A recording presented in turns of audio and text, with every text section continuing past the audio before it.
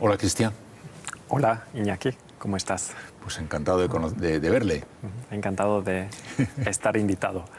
Cristian, no sabemos muy bien si usted es un genio, es un loco, es un soñador, es un ingenuo, es un revolucionario. ¿Cómo se ve usted a sí mismo? Pues un ilustrador. Yo tengo ciertas capacidades de ver contextos y cosas más profundas y tengo el don de traducirlas y contar de ellas para que más personas puedan entenderlas. Ilustración. Sí, sí. Por cierto, ¿dónde aprendió a hablar también el castellano? Soy filólogo por vía universitaria. Como me entusiasman los idiomas, pues el castellano lo he estudiado. ¿Es un genio, un loco, un misionario, un revolucionario?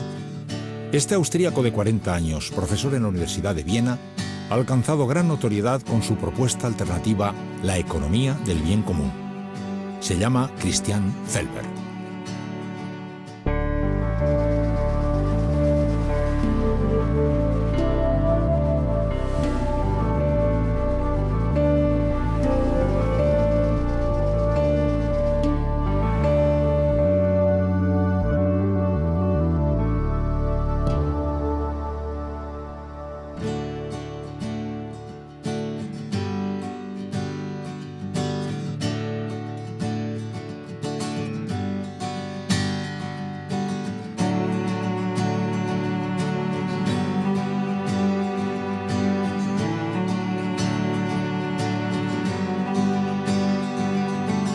Estudió muchas cosas, tenía, parece ser, Cristian, vocación de aprenderlo todo, digamos, una gran voracidad intelectual, una gran curiosidad, ¿no? Un todólogo quería ser.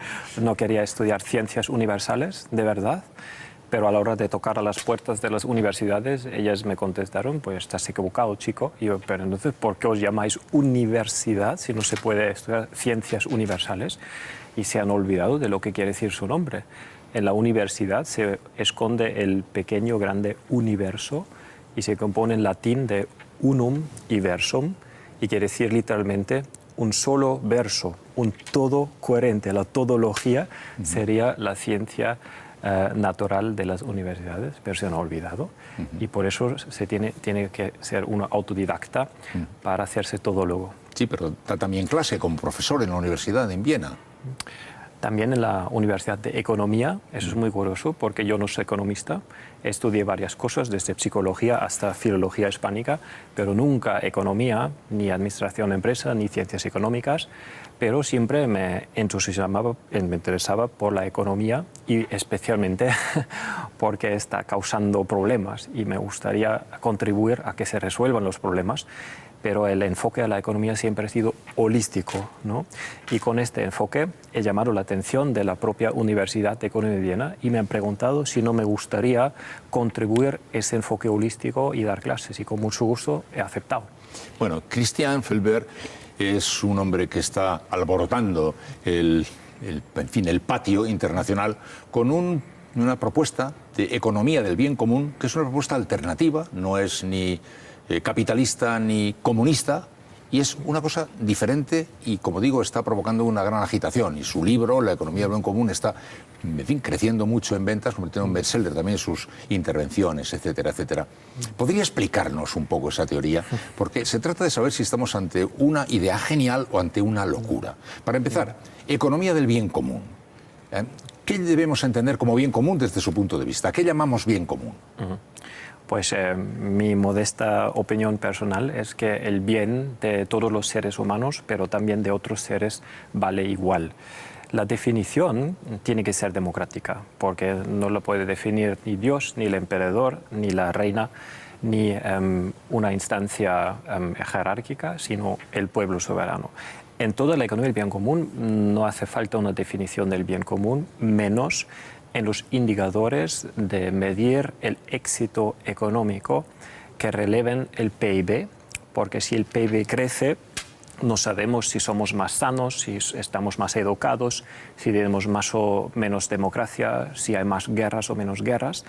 El producto del bien común, si crece, deben crecer aquellos valores y aquellas prioridades que los ciudadanos libres decidan. Salud, educación, participación política, igualdad, justicia, ecosistemas sanos, desarrollo es personal. Pero, Cristian, usted señala que el concepto bien común es un valor que todos los países del mundo reconocen como el objetivo supremo, que incluso las constituciones lo reconocen como el gran objetivo de la acción pública. Es así, ¿no? Lo señalan varios países, ¿no?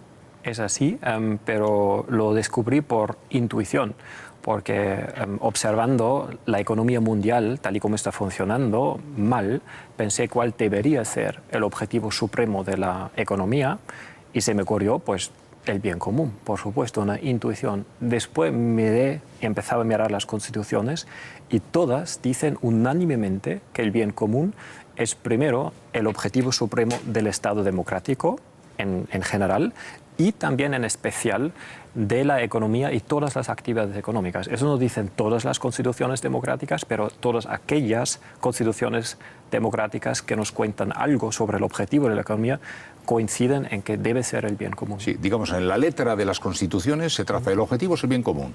Sin embargo, en la acción económica, luego el objetivo es el beneficio. Digamos, el objetivo es la conquista de una mayor cota de poder económico y de beneficio. Eso, en cierto sentido, es una contradicción. ¿Qué quiere decir? ¿Que los países tienen un sueño y lo traicionan con su economía? Sí, es una contradicción, es una inversión o una perversión, literalmente, por perverter. Yo soy lingüista, proviene de poner de los pies en la cabeza, de fin y objetivo. El dinero debe ser el medio para la actividad económica, el capital es un instrumento, pero el fin debe ser el bien común. Pero en la economía real, en grandes partes, lo estamos invirtiendo y medimos el éxito económico según el incremento del capital, con el rédito financiero de una inversión, con el beneficio financiero de una empresa o con el Producto Interior Bruto de la economía nacional. Ya, pero bueno, yo lo entiendo. También cuando una persona te pregunta cómo estás, sería tonto que yo le dijera el resultado de mi cuenta corriente, le estaría dando un dato interesante sobre mí, pero en fin, no sería suficiente. A lo mejor estoy enfermo, a lo mejor tengo un hijo drogadicto, a lo mejor me van a meter en la cárcel mañana, ¿no? ¿Quiere usted decir que en las economías de los países también se mide el dato económico que no refleja la realidad del bienestar de la sociedad? Claro que sí, porque si el PIB crece, no nos enteramos de forma fiable de nada lo que realmente vale. Y si miramos el beneficio financiero de una empresa, puede duplicarse, puede triplicarse y a la vez la empresa daña todos los valores sociales y ecológicos. Destroza el medio ambiente, despide a 3.000 personas, socava la democracia y viola la dignidad del ser humano. El rédito financiero de la inversión puede ser de 2 dígitos, puede ser sumamente exitosa la inversión y a la vez destroza el medio ambiente, derrota las relaciones, discrimina a las mujeres y así sucesivamente. Como tú dices, es interesante saber cómo evolucionan los medios de la actividad económica, el dinero o el capital. Es interesante saberlo, pero más interesante saber cuál es la contribución de esta inversión o de esta empresa al objetivo de la economía, al bien común. ¿Y eso cómo lo podemos saber? Porque yo puedo saber cuál es el balance económico de una empresa utilizando los elementos contables. Pero ¿cómo puedo yo saber cuáles son los elementos que no son contables de ese bienestar, donde puede estar pues, otros factores, como decimos, la salud, la buena armonía general, la justicia, el desarrollo respetuoso del medio ambiente, etcétera? ¿Cómo computamos eso? Pues repitiendo exactamente el mismo ejercicio que hemos hecho con el balance financiero. Primero nos hemos inventado el dinero. No es natural, es artificial. Y mucho más artificial es el balance financiero, que es auditado por el auditor financiero, y la contribución a Hacienda en base al resultado del balance financiero es totalmente artificial. Y es interesante, porque es interesante conocer el éxito financiero de una empresa o de una inversión. Bien, pero eso ya sabemos cómo se hace. Ahora, digamos, ¿cómo se hace el otro balance, digamos, de los otros elementos contables? Primer paso, desglosamos bien común. ¿En qué consiste? Y empezamos con los valores constitucionales: dignidad, solidaridad, justicia, sostenibilidad, democracia. Y miramos y medimos en qué grado una empresa vive estos valores frente a todos sus grupos de contacto, desde los suministradores, pasando por los empleados, los clientes, las otras empresas, hasta las generaciones futuras y el planeta. Y en las casillas de intersección de valores y grupos de contacto definimos indicadores del bien común. Las condiciones laborales, la distribución de la renta, el efecto ecológico, el sentido del producto y la democracia interna. ¿Y eso qué lo hace? ¿Lo puntúa? ¿Cómo hace? ¿Cómo lo puntúa? ¿No? O sea, coge una serie de relaciones, de hechos que está señalando ahora y los puntúa. ¿Pero cómo los puntúa? ¿Cómo puntúa qué nota merece este comportamiento ecológico correcto o incorrecto, este comportamiento social correcto o incorrecto? ¿Cómo lo puntuamos? Describiendo estas preguntas, estos indicadores, tenemos 17 preguntas superpuestas y después 50 preguntas un poquito más concretas. Es decir, es un módulo hecho ya, una planilla Son ya 250 empresas que lo han implementado hasta la etapa final, hasta la auditoría externa. Y los auditores miran y las empresas ellas mismas describen en qué grado cumplen con este valor indicador. Primeros pasos, avanzados, ya muy avanzados o incluso modélicos. Eso está descrito para que podamos atribuir un puntaje concreto y luego el auditor ético, de la misma forma que el auditor financiero, determina el puntaje final y este es el resultado del balance del bien común en puntos del bien común. Cada empresa puede conseguir un máximo de 1000 puntos y se puede presentar en distintos colores en cada producto como un semáforo para que los consumidores estén orientados, tengan una brújula ética y después el legislador pues incentiva a las empresas más éticas con menores impuestos, menores aranceles. Espera, sigamos, vamos un poquito a ver si no le importa, Cristian. Quiero decir, así como hemos hecho de una manera convencional una relación de elementos que vamos a computar para saber cuál es el dato económico, usted dice, hacemos otro tablero convencional computando otros elementos. Y eso se puntúa. Valores de verdad. Valores de verdad, que son... El dinero no es un valor en sí. No, entonces, el dinero es un medio... Páseme, por favor, unos cuantos esos valores, porque he dicho que tiene la tabla ya y son como 15. ¿Cuáles son esos valores que se puntúan? Respeto al medio ambiente... La justicia. Justicia con los trabajadores en la empresa. Y en la distribución de la renta o de los beneficios, la solidaridad. Etcétera.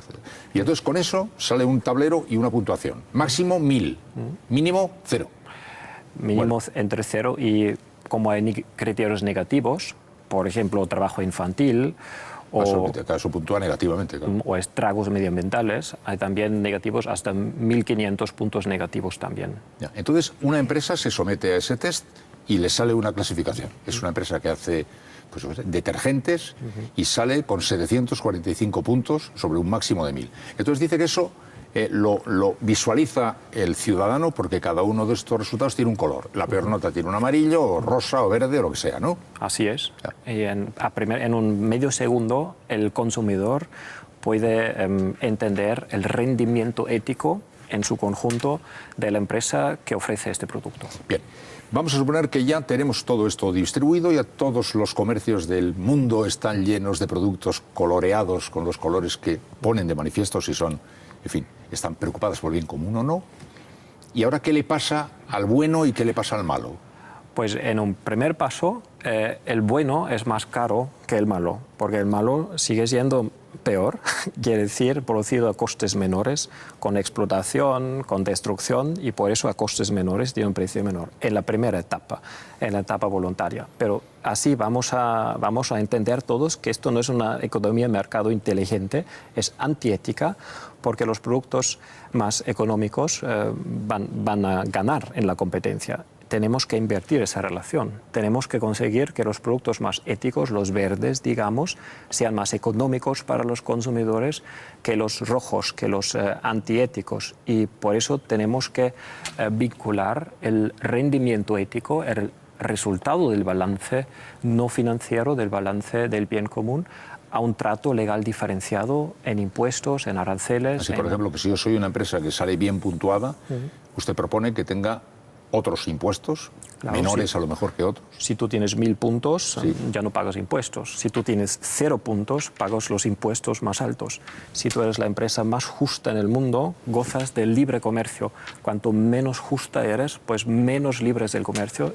Y en la contratación pública, por ejemplo, solo tiene sentido presentarte si tienes al menos un resultado respetable. Si tienes un resultado muy pobre, no tiene sentido ni que te presentes. Es decir, que no se contrata públicamente a la empresa que tenga mal color, vamos. Porque está socavando los valores constitucionales, está demostrando su infidelidad con la Constitución y vamos a recompensar las empresas fieles con la Constitución. Ya. Bueno, para conseguir que las empresas pasen por ahí habrá que llevarles a latigazos, ¿no? Quienes han impulsado este movimiento han sido empresas, o sea, han empezado por motivación intrínseca. Ellas mismas desean una economía justa y precisamente esta relación de precios, que las empresas, ellas quieren ser éticas, quieren ser humanas, responsables, sostenibles, humanas en todas sus dimensiones y hacen la experiencia de que las no éticas tienen una ventaja competitiva y esto no quieren aceptar y por eso las empresas han tomado la iniciativa para invertir esa relación y por eso son 250 empresas en muy pocos años. Hemos arrancado hace ni siquiera 5 años. Ya son casi 300 empresas que han sometido a todo ese proceso, incluyendo la auditoría, de forma totalmente voluntaria, porque es un deseo intrínseco de cada vez más empresas de que por fin lleguemos a una economía ética. Sí, porque en el momento actual irrumpen en el mercado en igualdad de condiciones los que van a, en fin, ofrecer al mercado un producto absolutamente dañino para la sociedad, que destroza el medio ambiente, que a lo mejor es devastador con los trabajadores, que otro que juega en contrario. Salen en igualdad de condiciones en el mercado ahora mismo, ¿no? Claro, y como salen en igualdad de condiciones los desiguales, ¿no? Es la perversión del principio constitucional de poner en igualdad los iguales, pero los desiguales tienen que tratarse de forma desigual. Y si una empresa es sumamente ética, la otra es la pasota ética, y las ponemos en igual condiciones, la pasota ética se sale con la suya porque ofrece a precios menores. Este es el funcionamiento erróneo del mercado de hoy. Si aplicamos un trato diferenciado, entonces conseguimos que las empresas más respetuosas con los valores de la sociedad puedan tener éxito. Pero usted no está contra el mercado, digamos. En este juego también se libra una batalla de competencia, ¿no? Es un mercado plenamente ético, social, ecológico, solidario, democrático y humano. Y segundo, es un mercado finalmente liberal de verdad. Porque ¿qué significa liberal? En mi definición significa que todos gocemos de las mismas libertades, de los mismos derechos y de las mismas oportunidades, que en la supuesta economía libre de libre mercado de hoy no es el caso. Veo que tiene usted algunas ideas para esta economía del bien común especialmente llamativas. Por ejemplo, sobre los excedentes financieros, o sea, mis ahorros. Usted dice que mis ahorros son míos, claro está, pero usted marca unos topes, unos márgenes y unas condiciones para el juego de esos ahorros. Cuéntemelo, por favor, Cristian. Bueno, si estamos hablando de la riqueza privada, pues proponemos que debe haber un límite en la desigualdad. Lo mismo con la renta. ¿Por qué? Porque si esa libertad se exagera, la libertad de unos pocos va a costa de la misma libertad, primero, de muchos otros que no tienen nada y que no tienen las mismas oportunidades, y va también a costa de otras libertades de otros, por ejemplo, las libertades políticas. Hoy vemos que en cada país un millonario se presenta como candidato de presidente del país y se lo compra, no solamente en Italia, también en Estados Unidos y en Austria es el mejor caso de todos. Un millonario ofrece a todos los diputados del Parlamento austríaco 100.000 euros si cambian a su partido.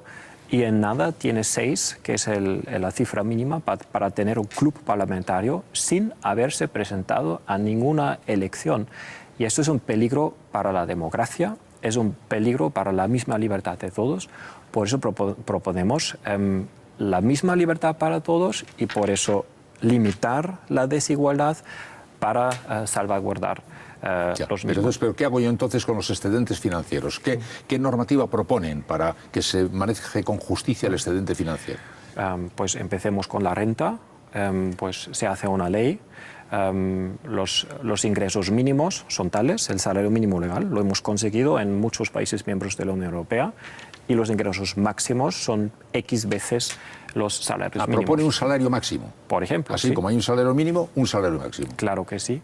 Y lo hemos consultado en 50 países a 50.000 personas y casi siempre proponen que sea el factor 10. O sea, que sí debe haber desigualdad, pero que se limite en 10 veces los ingresos máximos frente a los mínimos. Eso sería un compromiso entre el capitalismo con desigualdad ilimitada y concentración de poder y pérdida de libertad, y de comunismo con total igualdad de todos y pérdida de motivación. Bueno, la idea puede que esté muy bien, pero sospecho que no le va a gustar nada al que esté en el nivel más alto y que ahora mismo tiene una diferencia que no es de 100, sino de muchísimo más con relación al salario mínimo, ¿no? Pues va a gustar al 90% de la población y no le va a gustar a algunos, ¿no? En una democracia, ¿esto cómo se resuelve? Si una idea no le gusta al 1% de la población, ¿qué se hace en una democracia? Pues se decide lo que le gusta al 90% de la población. Hoy día eso es difícil, porque la democracia se reduce al voto de partidos políticos que luego van al gobierno y al parlamento y deciden las reglas, las leyes, incluso la Constitución. No la cambia la máxima instancia, que es el pueblo, sino la cambian los representantes del pueblo. Por eso, por fin vamos al grano. Dentro del modelo actual de democracia, yo veo poca probabilidad de que estas propuestas, que gozan ya de un apoyo de una mayoría, te puedo dar muchos más ejemplos, se implementen. Por eso el bien común tiene una gemela, que es la democracia soberana. La democracia soberana es una democracia real, más profunda que hoy, y empieza de nuevo con la etimología. El principio de la soberanía es el principio central de la democracia y quiere decir literalmente en latín soberano, superanus, por encima de todo. Y yo, a pesar de haber estudiado ciencias políticas, nunca pensaba acerca de los principios fundamentales de la democracia, pero al tratar de sentirlo, estamos por encima de todo, el pueblo, los ciudadanos soberanos, pues entonces el primer derecho que deberíamos gozar es redactar y adoptar la Constitución, un derecho soberano. Cambiar la Constitución solamente el pueblo. En la Constitución conferimos el poder, las competencias a nuestros representantes, el querido Parlamento, el querido Gobierno. Ellos siguen siendo el poder legislativo, hacen las leyes, pero las leyes tienen que obedecer a la Constitución dada por el pueblo y no pueden contradecir las pautas que el pueblo le da a sus representantes. ¿Sabe lo que ocurre, Cristian? Que aunque en efecto el 90% de la población estaría de acuerdo y un 10% no, da la casualidad de que ese 10% que no estaría de acuerdo es el que tiene de verdad el poder. Bueno, hoy por hoy es así. Por eso la propuesta es que más y más personas que desean ese cambio tienen que implicarse para contribuir a que este cambio también se realice. Porque mientras seamos pasivos, este cambio no se va a realizar. Porque, como tú dices, el 10% tiene el 90% del poder. Pero en una democracia de verdad, en una democracia real y soberana, ese 90% que desea el cambio sí hace que tenga los instrumentos adecuados, que no solamente es votar un partido, que también puede ser adoptar una ley, que puede ser cambiar la Constitución, que puede ser redactar la propia Constitución. Eso es lo que proponemos, que los ciudadanos se asambleen en sus municipios donde viven y organicen una asamblea constitucional y hacen como si pudiesen redactar la Constitución. Al final del proceso tienen sus prioridades, tienen sus resultados, no pueden cambiar la Constitución, pero pueden mandar un delegado a la Asamblea Nacional. Cuando esto haya ocurrido en 100 municipios del bien común, digamos, pues ya tenemos una Asamblea Nacional de 100 delegados y esta Asamblea Nacional puede formular las alternativas finales para cada elemento y las alternativas finales serían votadas por el pueblo soberano entero. Sí. Creo que hoy por hoy es una utopía, como me vas a contar en un segundo, pero las utopías en griego quiere decir que son los lugares a los que todavía no hemos llegado, son los lugares de mañana. Y si hoy empezamos a contar y compartir la visión a dónde queremos llegar mañana, pues más y más personas pueden ponerse de camino hasta conseguir la realización de la visión mañana. No, le decía que es seguramente ahora más que nunca necesario hacer ese movimiento que propone, pero también seguramente es más difícil que nunca hacerlo, porque se ha puesto muy de manifiesto que las democracias ahora mismo están sometidas a esos grandes poderes financieros, de manera que este ejercicio que propone puede resultar extremadamente interesante, pero sospecho que casi imposible, habida cuenta de la desigualdad de fuerzas ahora mismo, ¿no? Pues no me estás animando en este mismo momento. Sí nos animaron los islandeses. Los islandeses, ¿qué hicieron? Primero despidieron al gobierno que habían votado antes de la crisis financiera. Luego la crisis financiera, todo se derrumbó y echaron el gobierno. Segundo, pues votaron desde la ciudadanía una asamblea constitucional. La asamblea constitucional redactó una constitución del pueblo, una constitución soberana, la cual fue sometida al voto de los ciudadanos y una aplastante mayoría adoptó esa constitución. No, la historia tiene un final infeliz, porque no ha sido adoptada, porque la vieja Constitución dice que la nueva Constitución tiene que ser adoptada por el Parlamento, que es otra perversión de las cosas, porque la Constitución, el documento más alto de la democracia, no tiene que ser adoptada por la máxima instancia soberana, sino por sus representantes. Eso es una inversión de las cosas, pero este es un umbral en el desarrollo de la democracia. Todavía están invertidas las cosas, todavía tenemos las consecuencias de las monarquías y de las sociedades predemocráticas, pero en el futuro democrático será cosa de cajón que la instancia soberana redacte la Constitución. No, entiendo que estamos hablando de un movimiento que está explorando todos estos horizontes que ahora mismo todos sabemos, usted el primero, que no son en este momento posibles, pero que se van dando. Le pregunto, esto solo podría funcionar en el caso de que estuviera operando a escala global, porque tal como están viviéndose las interrelaciones ahora de los países, un país que viviera esa economía del bien común que usted dice, en un mundo que no lo practique,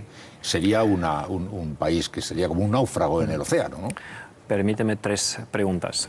Primero, no, porque el primer país que ha introducido la felicidad nacional bruta, o sea, un índice de medir el progreso y el éxito de una nación, el pequeño estado de Bután no ha preguntado a nadie, no ha esperado al mundo que se enganche, sino simplemente lo ha hecho. Es bonito, lo leí un día, pero no conozco muy bien, cuéntame un poco. Hizo un índice de la felicidad nacional bruta, ¿no? Sí. Así, haciendo un tablero como más o menos el que dice, apuntando distintos parámetros, ¿no? Incluso son 133 preguntas. Eso es una señal de que la gente goza de mucho tiempo en este país, que es calidad de vida. 133 preguntas sobre todos los aspectos de calidad de vida. ¿Cómo estás? ¿Cómo estás de verdad? ¿Cómo te llevas con los vecinos? ¿Cómo está el ganado en el pasto, el bosque, los peces en el río? ¿Puedes tomar un baño en el río sin riesgo de salud? ¿Puedes beber el agua del río sin riesgo de salud? Una siesta al día es posible, la participación democrática. Y la propuesta de nosotros es que no copiemos ciegamente lo que están practicando en el Bután, sino que nos inspiremos de esto y nos juntemos en los municipios del bien común, los vecinos, los ciudadanos, y compongamos los índices de bien común municipal, componiéndose de 20 ingredientes de calidad de vida, los más relevantes en la prioridad de los vecinos. Y de estos índices locales también proponemos una síntesis hacia el producto del bien común que relevará el PIB. Y fíjate, una encuesta iniciada por el propio gobierno alemán, se le ha ocurrido, ha tenido como resultado que la población alemana desea, por 2/3 partes, que el PIB debe ser relevado por la felicidad nacional bruta. O sea, la población ya está, otro ejemplo, ya está en la utopía, solo que el gobierno todavía no le sigue. Sí, no, realmente es bastante absurdo, como decía, igual que es absurdo tratar de explicar cómo le va a uno dando el dato de su cuenta bancaria, que no explica todo lo demás. También parece un poco absurdo que se pretenda hablar de la situación, el estado de una nación a saber de sus cuentas, con la cantidad de cosas que hay ahí. Pero respecto a elementos que están ahora mismo marcando la realidad económica mundial, por ejemplo, la deuda externa. Alguien dice, hay países que tienen una deuda colosal. El hecho es que la deuda, de hecho, no podría pagarse, es una deuda impagable en el mundo. Y en ese proyecto, sueño, utopía o plan de la economía del bien común, ¿qué hacemos con la deuda externa? Pues he escrito 3 libros acerca de este tema. Resúmamelo. Sí, esta es la deuda pública, ¿no? La interna y la externa a la vez, más o menos 100% del PIB por la media de la zona euro.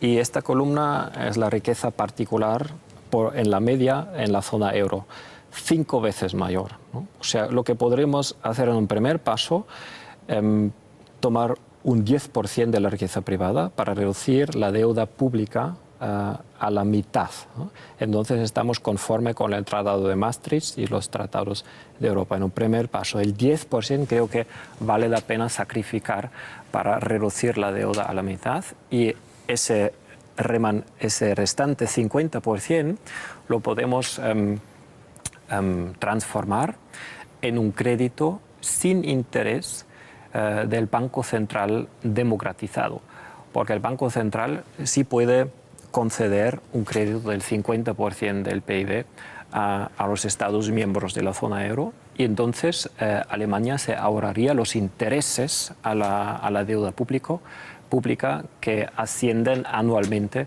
a 70.000 billones de euros, y según los datos actuales que recuerdo, en España son 35.000 millones de euros de intereses, o sea, de servicio de intereses a la deuda pública. Esos 35.000 millones de euros se pueden utilizar para satisfacer las necesidades básicas de la población. Sí, sí.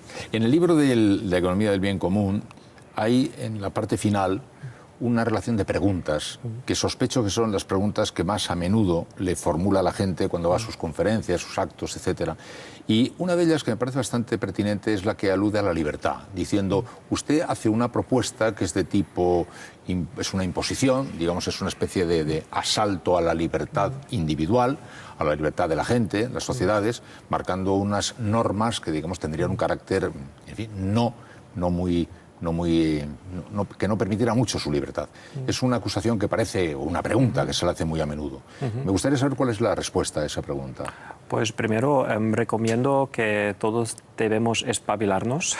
Si alguien dice esto es contra libertad, pues en la mayoría de los casos simplemente quiere rechazar un orden de las cosas distinto a su preferido, a pesar de que el orden existente sea totalmente en contra de la libertad de muchas personas, pérdida de la dignidad de todos los que no tienen un empleo, a pesar de que la economía de mercado libre promete que todo el mundo tiene empleo, tiene ingresos, tiene un estándar de vida cómodo, pues para distraer la atención de que el orden actual no cumple la promesa de la libertad.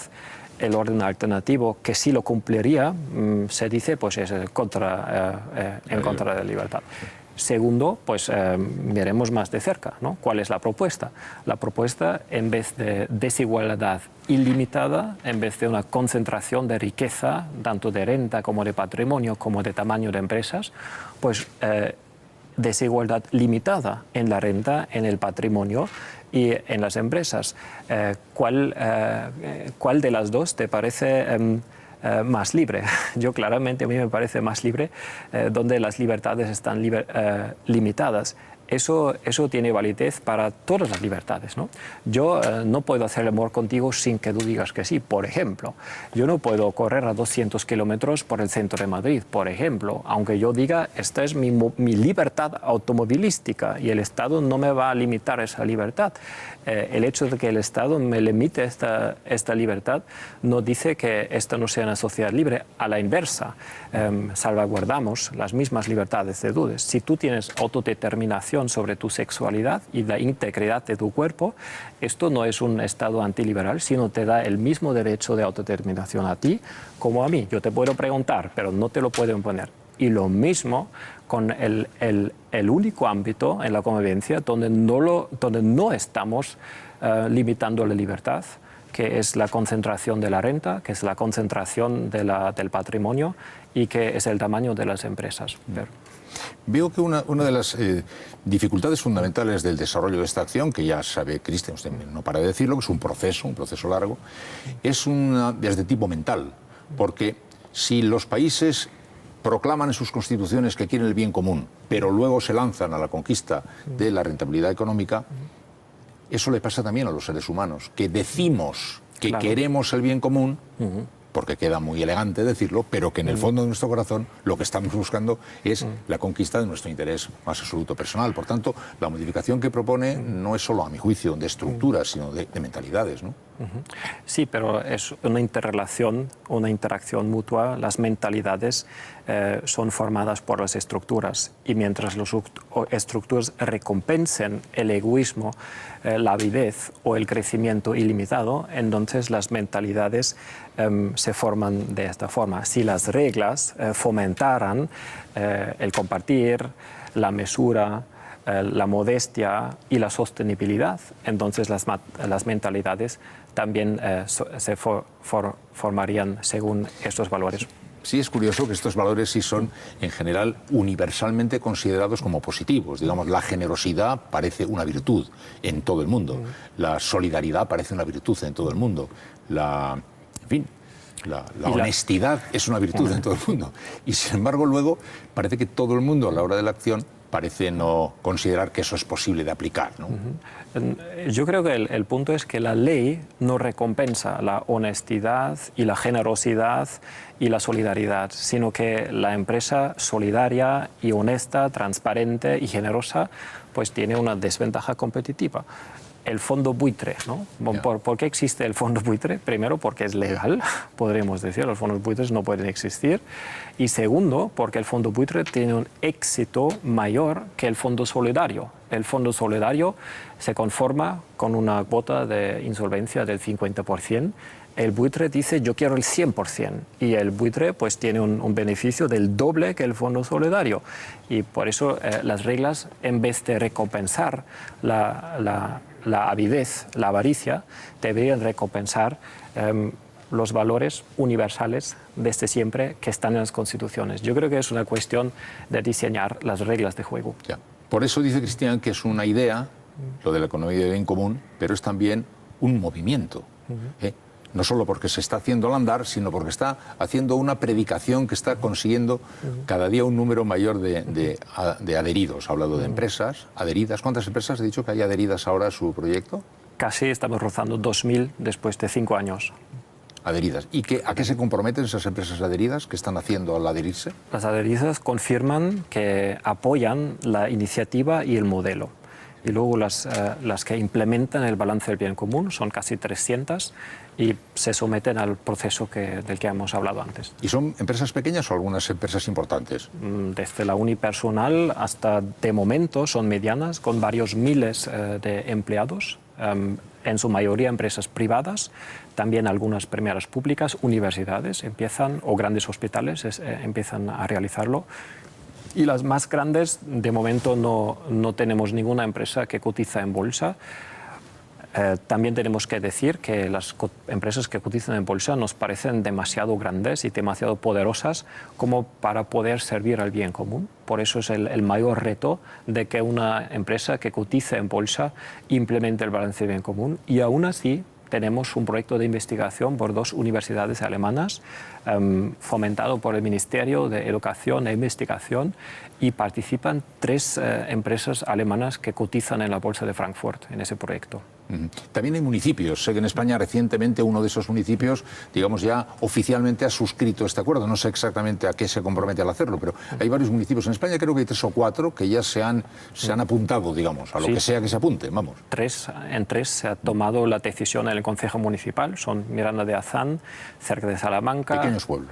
Pequeños pueblos, sí, empiezan el Pután empieza, no Estados Unidos empieza. Es lo mismo con los municipios del bien común, y hay otros 8 que están en fila de convertirse en municipios del bien común, y así estamos en el inicio. Después de muchas empresas empiezan los municipios. Tenemos una primera región en el norte de Italia, y el Parlamento regional ha decidido con una ley que va a dar prioridad en la contratación pública a las empresas con un buen resultado de balance del bien común. Y esto es un logro político ya en el segundo nivel. Vamos desde abajo hacia arriba. Empezamos con los municipios pequeños. Esto ya es el nivel regional. Y hace 2 semanas hemos tenido un primer éxito a nivel de la Unión Europea. El Comité Económico y Social Europeo, que es un órgano consultativo con 350 miembros, que también puede redactar y publicar opiniones para impulsar a la Comisión Europea que inicie una ley o una regulación. ¿Usted hizo una propuesta ante ese comité? ¿Personalmente hizo usted la propuesta? No, fue el propio comité, de forma intrínseca, redactó me consultó, pero el propio comité redactó esa propuesta, y se votó el 17 a mediados de septiembre. Y el 86% de los miembros del comité votaron a favor de la economía del bien común. Eso es una victoria muy notable en un nivel ya avanzado. Si algo se está moviendo, debe estar usted detectando, Cristian, que sí que en el mundo hay una sensación de que esto no es así y que hay que ver por dónde es, aunque sea tanteando poco a poco, ¿no? También la Cátedra UNESCO creo que ha aceptado una propuesta, no sé muy bien ¿qué se concreta? Sí, pues estamos colaborando con ya casi 100 universidades, escuelas superiores, desde programas de investigación, programas de enseñanza. Hemos ganado el premio de enseñanza en una universidad austríaca, y la Universidad de Barcelona, en pasos. Primero han encargado un trabajo de fin de máster. Se podría aplicar el balance del bien común a la Universidad de Barcelona. Resultado más que convincente. Ahora la Universidad de Barcelona está implementando el balance del bien común, y a la vez han presentado una cátedra UNESCO, primero a la Comisión Nacional de la UNESCO en España, y ha sido aprobada. Y ahora la están presentando a París, a la sede de la UNESCO, y en el 2016 se va a decidir si se concede o no. Y con un poco de suerte tendremos una cátedra UNESCO Economía del Bien Común en España. En última instancia, Cristian, lo que usted propone ha de plasmarse en alguna acción política, digamos, porque la herramienta capaz de hacer esos movimientos reales es la política, ¿no? De momento. Volvemos a hablar de la reforma de la democracia. En el actual modelo, nosotros colaboramos con concejos municipales, con parlamentos nacionales, con órganos de la Unión Europea, y colaboramos con todos los partidos políticos que están abiertos a este modelo. Eso es muy importante porque somos apartidarios y ofrecemos estos contenidos. Y en el nivel de la Unión Europea, a consecuencia de lo que se votó en el Comité Económico y Social, pues hay 2 invitaciones al Parlamento ya. Una invitación del Partido Conservador Europeo y el otro del Partido Social Demócrata. Esto es la colaboración dentro de las posibilidades del modelo actual. Pero en una democracia soberana, el pueblo soberano no solamente obtendrá derechos soberanos y tendrá más posibilidades de implementar su voluntad, sino que también estamos pensando intensamente sobre una mejor forma de representación del pueblo en la democracia indirecta que los partidos políticos. Yo creo que los partidos políticos son un mecanismo de tratar de transformar la voluntad soberana en leyes que durante muchas décadas ha funcionado bastante bien, pero desde hace 2 décadas ha dejado de funcionar bien. ¿Y qué propone para los partidos políticos? Todavía no tengo ninguna propuesta concreta. Esto es un trabajo de momento creativo. Tenemos varias ideas. Hemos empezado con los derechos soberanos. Si no se nos ocurre nada mejor, pues seguiremos con los partidos políticos. Pero yo estoy totalmente convencido de que se nos ocurrirá algo más creativo. E invito a todo el mundo que quiera profundizar la democracia que colabore en la creación de una representación más eficaz, más cooperativa que los partidos políticos. Sí. Veo que hace 5 años aproximadamente, cuando empezó este movimiento, sus primeras intervenciones eran observadas como si fueran las de un amenazador comunista que flotara por el espacio. Eso yo creo que ya ha desaparecido en este momento, porque usted está vinculado a TAC, pero veo que los grupos conservadores o socialdemócratas convencionales le prestan atención, pero no le escuchan, ¿no? Primero te ignoran, después se burlan de ti, después te luchan y después cooperan contigo, dijo Gandhi. En resumen, el pensamiento del bien común es hacer rentable el bien común. O sea, que sea mejor negocio. Jugar en favor del bien común que jugar en contra del bien común. Que salga más rentable una empresa jugar en favor del bien común que en contra del bien común. ¿No? De acuerdo, pero creo que la forma más concisa de resumir en un punto la idea, lo dijo un compañero del Senegal, en África, dijo, la economía del bien común nos permite a los seres humanos ser como queremos ser. Ya. Lo que pasa es que los seres humanos queremos ser eso, pero ahí parece un instinto de voracidad insaciable, un anhelo de más, de conquista, que nunca se termina de satisfacer y a la que es difícil de poner freno. Es exactamente el punto. Así somos. También somos egoístas, somos envidiosos, somos ambiciosos, lo que sea, pero no queremos ser egoístas, ambiciosos. Si tenemos esas sombras, y en la economía del bien común tendremos las mismas sombras, el arte y la diferencia será que ya no los vamos a recompensar, sino vamos a recompensar todo lo que queremos ser para que podamos ser lo que queremos ser más y aquellos que insisten en las sombras no pueden tener éxito con ello. ¿Sigue usted dando conferencias? ¿Sigue con su libro Economía del Bien Común? ¿Sigue hablando del dinero como medio y no como fin? Bueno, pues muchísimas gracias. Por cierto, es también usted bailarín de danza contemporánea. Ya creo que en la biografía tan heterogénea y completa de usted es el único elemento que faltaba. Eso, ¿cómo está apareciendo? ¿Cómo ha aparecido por ahí? ¿Se ha dedicado a eso, en serio, profesionalmente? En serio, también profesional. Una corriente de la profesión. Ahora tiene poco espacio, suficiente espacio como para equilibrarme, para recrearme, para cuidar la salud y para disfrutar de la vida. Ya. Bueno, y para terminar, ese pensamiento que usted explica y que acaba de resumir aquí, ¿en qué lugares está prendiendo más? ¿Está prendiendo en España, creo? ¿Está prendiendo también en Alemania? ¿En Italia? ¿Por dónde anda prendiendo más? Pues los países más fuertes son Austria, Alemania, norte de Italia, España, pero chispas se están haciendo visibles en casi todo el mundo. Christian Felber, muchísimas gracias. Gracias a usted.